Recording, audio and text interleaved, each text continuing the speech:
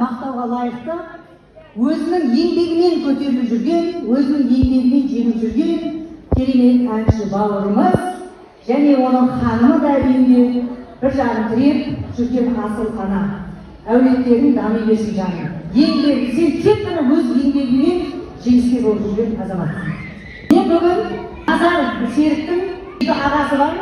Осы концерттің аман-есен өтуіне демеуші болған үлкен ағалары, сол ағаларын ортаға шақырып, Қазақстан Республикалық Еңбек журналының атынан құрмет иесі наградасын тапсырайын деп тұрмын.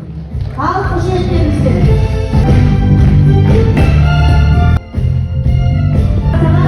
Сіз де талантты біздің ағатайымызсыз, 8 қырлы бір сырлы, сондықтан да ағатайымның кеудесіне қалай ол құрмет иесі наградасы қағылмайды.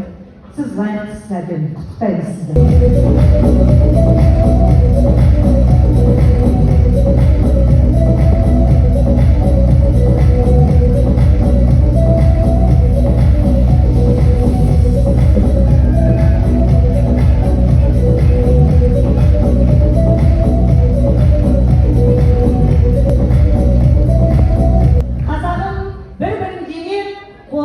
Осылай руханият жағынан көтерілеріңіздер. Рахмет сіздерге. Рахмет.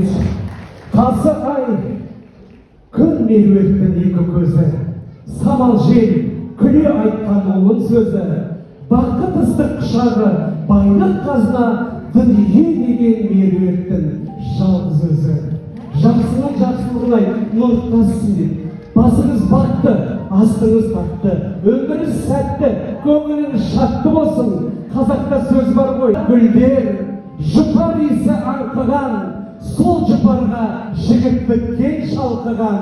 Ана деген асыл сөзді айтқанда, ұл мен қыздың жан жүрегі балқыған деген екен. Аман болыңыз, тіл көзден сақтап шатқылап жүрегіңіз.